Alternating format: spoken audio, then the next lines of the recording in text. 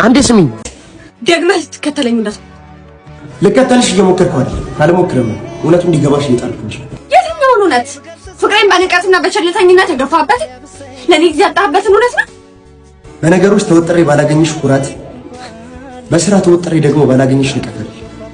ለዛ ነው ንቀት በስቶ ሰውራ የማይገባ ልክ ከሌላ ስትሆን ቢጨንቅ። ይኸውልሽ አይደለም ንቅሽ ባላፈቅርሽ አንድም ቀን አብረሽ አልቆይም ነበር።